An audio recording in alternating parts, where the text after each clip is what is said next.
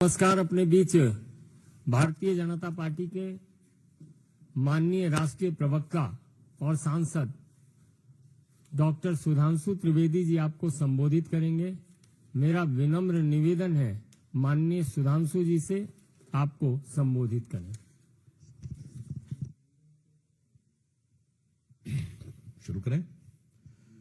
मित्रों, आप सभी जानते हैं कि प्रधानमंत्री श्री नरेंद्र मोदी जी के नेतृत्व में भारत ज्यों-ज्यों आर्थिक, सामरिक और कूटनीतिक दृष्टि से विश्व के पटल पर एक शक्तिशाली और प्रभावशाली देश के रूप में उभरता जा रहा है और देश के अंदर सामाजिक और आर्थिक सशक्तिकरण का नया दौर चल रहा है, त्यों-त्यों अनेक प्रतिगामी शक्तियां भारत की इस अभूतपूर्व विकास को और प्रगति को रोकने के लिए अनेक प्रकार के षड्यंत्र करती दिखाई पड़ रही है। उसी श्रृंखला में आज मैं आपका ध्यान आकृष्ट करना चाहता हूं कि जो कुछ कांग्रेस पार्टी और उनके आइडियोलॉजिकल थिंक टैंक कहे जाने वाले लोग समय समय पर कहते आ रहे हैं, वो चीजें अब पूरी तरीके से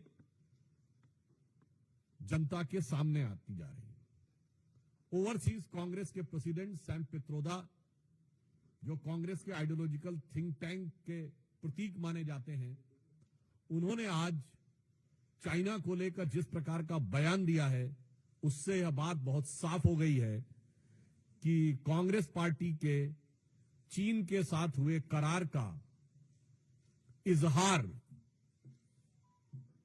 सैम पित्रोदा ने दिन दहाड़े कर दिया है। प्रत्यक्ष रूप से साफ साफ दिखाई पड़ रहा है।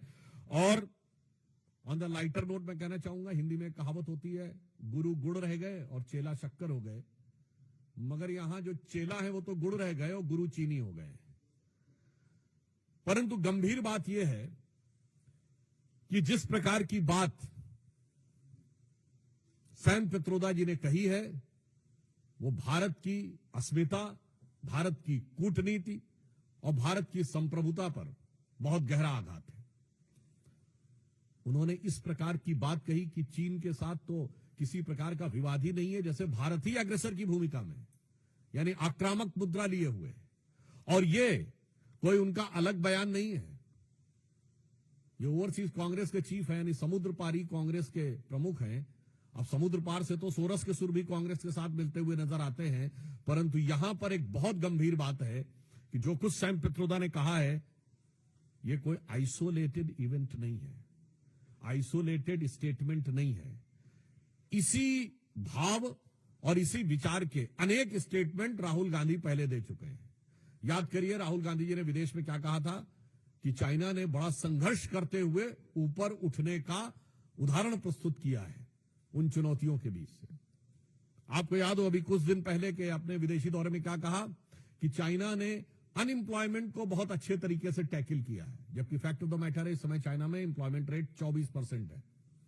2023 में जनवरी से लेकर जुलाई के बीच में अनएम्प्लॉयमेंट रेट वहां पर बढ़ते बढ़ते हो गई 17-18%, और उन्होंने फिर जुलाई 23 से जनवरी 24 डाटा देना बंद कर दिया, फिर डाटा का बेस चेंज किया और जनवरी से लेकर अगस्त के बीच में किया, फिर बदले बेस पर भी वो 24% हो गई। मगर राहुल गांधी जी को उसमें बहुत महान चीज नजर आती है। फिर याद करिए, यही लोग कहते थे कि चाइना में प्रेस फ्रीडम इंडेक्स में हमसे ऊपर है, जबकि चाइना के डिफेंस मिनिस्टर ली शॉन्गफू गायब हो गए, चाइना के फॉरेन मिनिस्टर क्विंग गैंग गायब हो गए, वहां की सबसे बड़ी कंपनी अलीबाबा के चीफ जैक मा गायब हो गए, परंतु इनको उसमें भी नजर आता था। अब आप आइए, इसके बाद उन्होंने कहा कि इकोनॉमिक ग्रोथ बहुत शानदार की गई है। ये सारे स्टेटमेंट्स हैं, और इकोनॉमिक ग्रोथ की फैक्ट ऑफ द पोजीशन यह है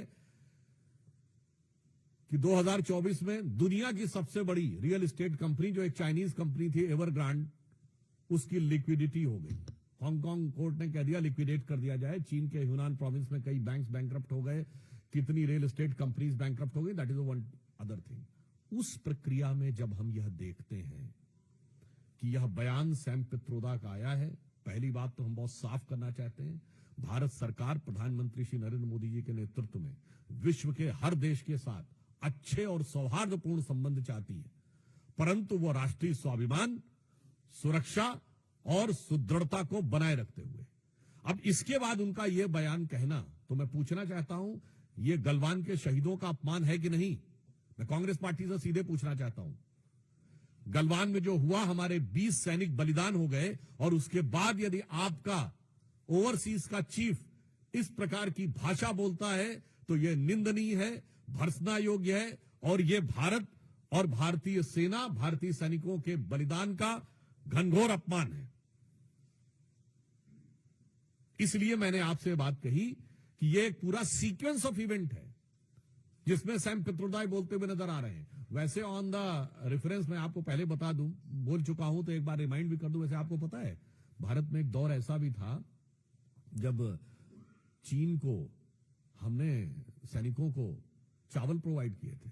21 जून 1952 को जवाहरलाल नेहरू की प्रेस कॉन्फ्रेंस में उनसे पूछा गया कि आपने क्या चीन की सेना को रसद प्रदान की है? तो उन्होंने कहा हाँ, हमने थोड़ी मात्रा में की है, पर वो हजारों टन चावल था, और कहा इसलिए कि उनको बहुत जरूरत है, हम उनको जिंदा रखने के लिए दे रहे हैं। जबकि उस समय तिब्बत में एट्रोसिटीज हो रही थी, और वो इसलिए था कि उस समय चाइना का नियरेस्ट शहर चेंगडू 2000 किलोमीटर से अधिक दूर था, और सड़कें भी खराब थी।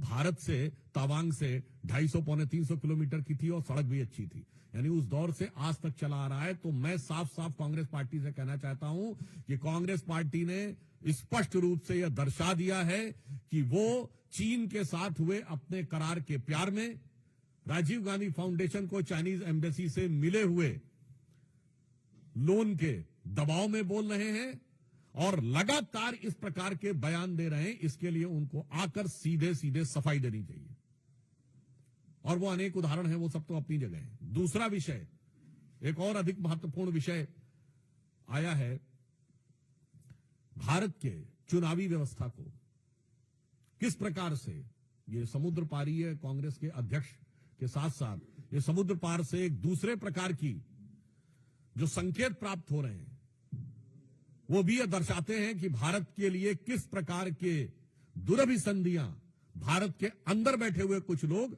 और कुछ भारत विरोधी शक्तियों के साथ चल रही हैं। कि एक international foundation for electoral systems नामक एक संस्था है, जिसने 2011 में भारत की एक संस्था India international institute of election management, जो कि चुनाव आयोग के साथ संबंधित संस्था है, इसके साथ एक करार किया। और यह करार में जो पीछे से सपोर्ट आ रही है वो CEPPS consortium for election political process, election and political process strengthening नामक संस्था से आ रही है, जो जॉर्ज सोरेस के ओपन सोसाइटी फाउंडेशन के साथ उसके संबंध हैं, जिसने $500 मिलियन भारत में इन्वेस्ट किए एक माध्यम से, यूएसएड इत्यादि के माध्यम से, और इसके बाद से 3-3.5 लाख डॉलर प्रतिवर्ष भारत में आते जा रहे थे। आज हम साफ साफ पूछना चाहते हैं कि भारत के इलेक्शन प्रोसेस, जबकि फैक्ट ऑफ द मैटर यह है कि 2020 में आप याद करिए, जब अमेरिका में चुनावी प्रक्रिया को लेकर अनेक प्रकार के प्रश्न उठे थे, तो भारत की चुनावी प्रक्रिया की तारीफ की गई थी कि जो इलेक्शन वोटर सिस्टम हमारे यहां है, वोटर आईडी कार्ड वाला, वो उनके यहां होना चाहिए। परंतु ये कौन सी शक्तियां हैं जो भारत में इस प्रकार चुनावी प्रक्रिया को प्रभावित करने, परिवर्तित करने या उसके अंदर कोई समस्या उत्पन्न करने के हेतु से आर्थिक अनुदान पाती हुई दिखाई पड़ रही थी? ये बहुत गहरा संदेह हमारे मन में उत्पन्न होता है। यानी बहुत साफ है कि सोरस की सुर, अंकल सैम के सुर, और उसके बाद जो कुछ यहां कांग्रेस बोलती है वो साफ नजर आता है। यानी अगर हम ये कहें, जो सैम पित्रोदा बोले हैं, ऐसा लगता है कि लिरिक्स जो है वो सैम पित्रोदा के हैं और उसके गीतकार सोरस हैं, और उसके ऊपर सिम्फनी बजाने का काम कांग्रेस पार्टी और इंडी गठबंधन के लोग कर रहे हैं। तो आज हम साफ साफ देश की जनता से कहना चाहते हैं कि अब कोई किंतु परंतु नहीं रहना चाहिए। और तीसरा विषय जो आप सबको ध्यान है, कांग्रेस के वरिष्ठ नेता और लोकसभा में उपनेता श्री गौरव गोगोई का जिस प्रकार के जॉर्ज सोरस के इस फाउंडेशन के साथ कनेक्शन नजर आता है, पाकिस्तान की एम्बेसी में उनकी बातचीत की फोटो, पाकिस्तान की दूतावास में मधुर मनोभावों के साथ वार्तालाप करते हुए और भारत में आकर भारतीय सेना, भारतीय वायुसेना, भारतीय अर्धसैनिक बलों के विरुद्ध कटुतापूर्ण शब्दों का इजहार करते हुए, ये बातें अब बहुत साफ दिखाई पड़ती हैं कि देश के ऊपर आघात करने के एजेंडा बहुत साफ है कि विदेशी शक्तियों के लिए, जो भारत के विरोधी शक्तियां हैं, उनके लिए कांग्रेस की मोहब्बत की दुकान है, जिसमें मोहब्बत सोरस से भी है, मोहब्बत चाइना से भी है, और भारत के अंदर एक दूसरे से लड़ाने का विधान है। याद करिए, ये कहते हैं उत्तर और दक्षिण को लड़ाओ। इनके कर्नाटक के वित्त मंत्री ने कहा था कि साउथ में रेवेन्यू कलेक्शन ज्यादा है तो उत्तर से अलग होना चाहिए। इनके तेलंगाना और तमिलनाडु के मंत्रियों ने उत्तर प्रदेश और बिहार के बारे में जो बोला, वो क्या है, एक राज्य को दूसरे राज्य से लड़ाओ, उसके बाद भाषाओं को आपस में लड़ाओ, तमिल और हिंदी को लड़ाओ, फिर मराठी और बिहारी को लड़ाओ, फिर भाषा पे लड़ाओ, प्रांत पे लड़ाओ, क्षेत्र पे लड़ाओ, और उसके बाद जातियों में लड़ाओ, अगड़े पिछड़े में लड़ाओ, सामान्य और दलित में लड़ाओ। यानी बहुत साफ है कि बाहर की शक्तियों के लिए मोहब्बत की दुकान, और भारत में हर आधार पर वर्ग, प्रांत, जाति, भाषा पर नफरत की दुकान, नफरत के सामान। और इससे मैं अंत में यह स्पष्ट कहना चाहता हूं कि इससे श्री राहुल गांधी ने जो बयान दिया था कि has to fight with Indian state, वो अनायास मुंह से निकला हुआ, लापरवाही में कहा गया बयान नहीं था। एक सुविचारित, सुव्यवस्थित योजना के अंग का प्रकटीकरण था। It was not just a careless slip of tongue, but it seems to be an expression of a well thought of structured design that how to demean and damage the India's strength and sovereignty. तो इसलिए अब हम बहुत स्पष्ट रूप से यह देश की जनता से कहना चाहते हैं कि यह सब कुछ जो दिखाई पड़ रहा है, चीन की तारीफ से लेकर, सोरेस फाउंडेशन से समर्थन से लेकर, भारत के अंदर सबको एक दूसरे से लड़ाने से लेकर, और इंडियन स्टेट से लड़ाई करने की बात, मुझे लगता है अब किसी भी प्रकार का कोई बचाव का स्कोप कांग्रेस पार्टी के पास नहीं रह जाता है। और इस विषय पे कांग्रेस पार्टी से, यद्यपि मैं अभी भी उनसे कहना चाहूंगा कि वो आकर अपनी स्पष्ट रूप से सफाई दें, परंतु मुझे लगता है कि उनकी सफाई देने का उनके पास कोई आधार नहीं बचा है। और बहुत दुख की बात यह है कि इस प्रकार की शक्तियों से हाथ मिलाते हुए या उनके सुर में सुर मिलाते हुए बात करते हुए भारत के अंदर के दलों का समर्थन हर राष्ट्रभक्त को बहुत पीड़ा देता है और उसके साथ गंभीर प्रश्न भी उठाता हुआ प्रतीत होता है। धन्यवाद। मोहित भट्ट, देन प्रज्ञा।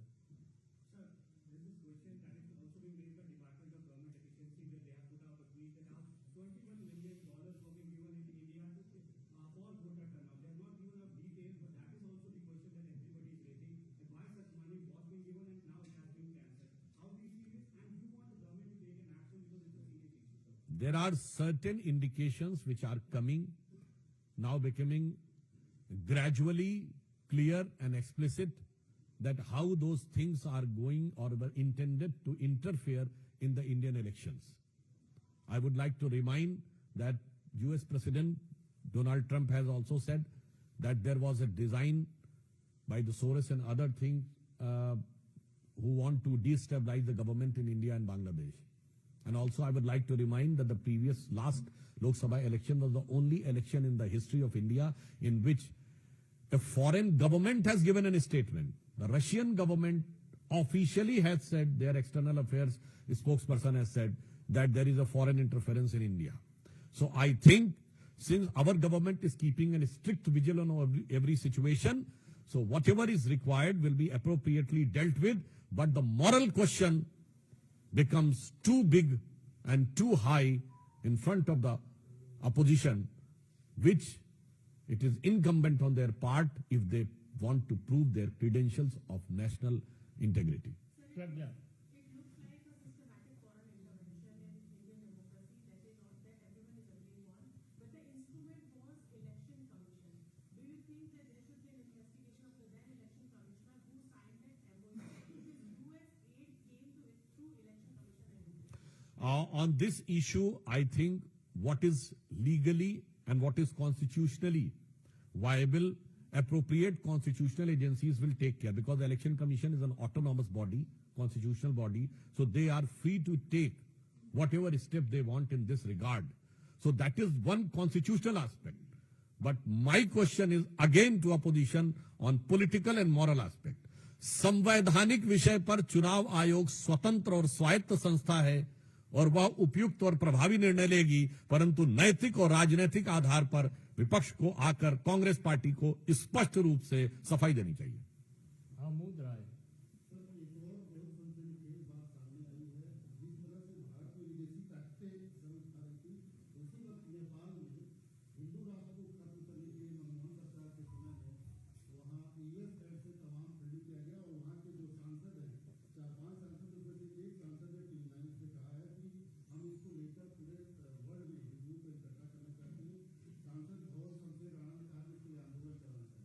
देखिए, इस प्रकार की कई घटनाएं हुई हैं और मैं एक और बात आपसे कहना चाहता हूं इस क्वेश्चन के आंसर के संदर्भ में। आपको याद है 2021 में दुनिया के कई विश्वविद्यालयों में, जिसमें अमेरिका के बड़े प्रतिष्ठित विश्वविद्यालय थे, एक नहीं कई यूनिवर्सिटीज में एक कॉन्फ्रेंस हुई थी, उसका नाम था डिसमेंटलिंग ग्लोबल हिंदुत्व, यानी वैश्विक स्तर पर हिंदुत्व को ध्वस्त करना। फिर 2023 में भारत में 22 और 23 दोनों में कॉन्फ्रेंस हुई तमिलनाडु में, इरेडिकेशन ऑफ सनातन धर्म, यानी सनातन धर्म का समूल नाश करना। और अब उनकी फंडिंग कहां से हो रही है, ये तो अब अमेरिकन एजेंसीज के जो स्रोत उभर के सामने आ रहे हैं उनकी जांच में उससे उभर कर सामने आता जा रहा है। और मैं पुनः यह बात कहना चाहूंगा, फिर कोई इस बात को जाके चेक कर ले, यही 2021 का वर्ष है जिसके बाद बहुत से स्टांस भारत के समाज, देश और वर्ग और जाति के बारे में कांग्रेस का चेंज होना शुरू हुआ। और मैं फिर आपसे कहता हूं, एक हेनरी लूसी फाउंडेशन है यूरोप की, जिसमें एक क्रिस्टोफर शेरलॉट करके इंडोलॉजिस्ट थे, सो कॉल्ड इंडोलॉजिस्ट, उन्होंने भी एक प्रोजेक्ट निकाला था, हाउ टू टैकल हिंदू मेजॉरिटेरिज्म। मैं दर्शकों से कहता हूं, जो करोड़ों लोग सुन रहे हो, इन सब चीजों को जाके चेक करिए, तब आपको समझ में आएगा कि मोदी जी किस परिस्थिति में देश को चला रहे हैं। और उसके बाद जो लोग इल्जाम देते हैं, तो उनके लिए एक लाइन कहना चाहूंगा मोदी जी की तरफ से कि हमें इल्जाम मत दीजिए, बहुत अफसोस होता है, हमें इल्जाम मत दीजिए, बहुत अफसोस होता है, बड़ी तरकीब से कश्ती यहां तक लेके आए हैं और बदल देते हैं हम दरिया की लहरें अपनी हिम्मत से, आंधियों में भी अक्सर चिराग हमने जलाए। तो आप सोचिए किन विपरीत परिस्थितियों में देश को लेकर आगे चलना पड़ा। अरुण दांता,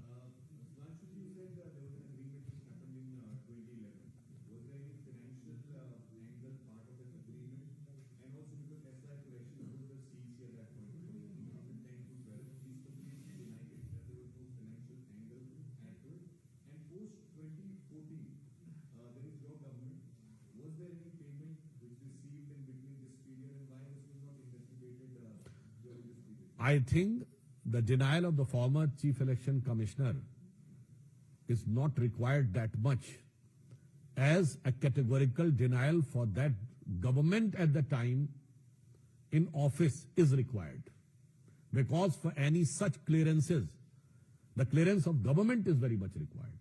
So still up till now, if the government is not responding in categorical and unequivocal terms, I think this is a matter of concern. Ankit Gupta, ABP.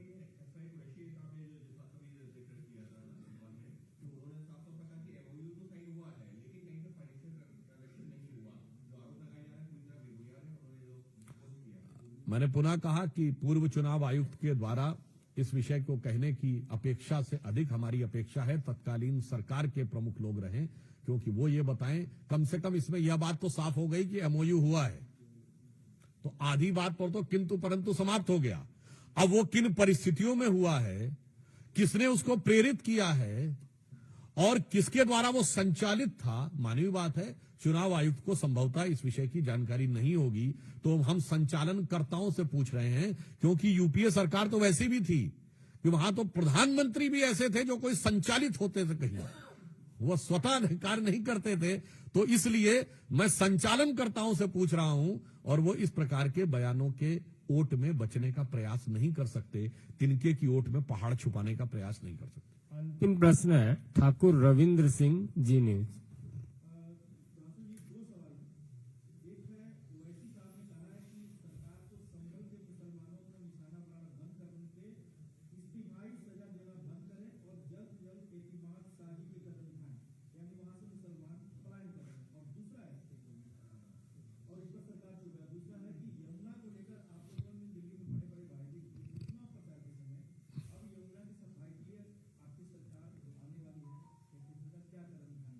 देखिए, यमुना की सफाई पे हमारी सरकार को कार्यभार ग्रहण करने दीजिए, पहली कैबिनेट बनने दीजिए, आश्वस्त रहिए। साबरमती रिवर फ्रंट से लेके और जिस प्रकार आपने प्रयागराज में भी और वाराणसी में गंगा को साफ होते देखा है, यमुना जी को भी हम उतनी ही निष्ठा से, श्रद्धा से और समर्पण से कार्य करेंगे।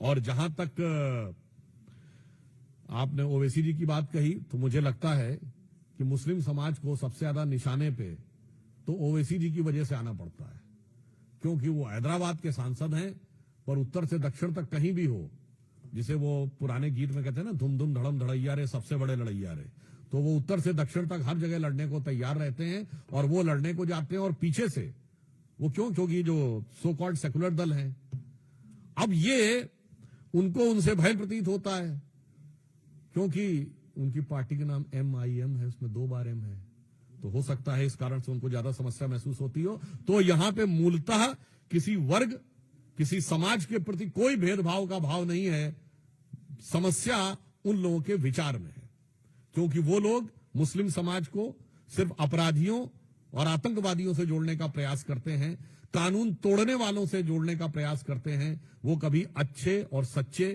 राष्ट्रभक्त मुस्लिमों के साथ, चाहे ब्रिगेडियर उस्मान हो या डॉक्टर APJ अबुल कलाम हो, वो हमारे केरल के गवर्नर आरिफ मोहम्मद खान साहब हो, बिहार के गवर्नर आरिफ मोहम्मद खान साहब हो, अथवा बड़े से बड़े हमारे अच्छे जो अभी जिनकी डेथ हुई, उस्ताद जाकिर हुसैन, उस्ताद बिस्मिल्लाह खां, उस्ताद बड़े गुलाम अली, उस्ताद अमजद अली खां, इनका कभी नाम सुना है आपने ओवैसी जी के मुंह से? इसलिए हमारे तरफ से कोई समस्या नहीं, समस्या उनकी जहनियत में। बहुत बहुत धन्यवाद।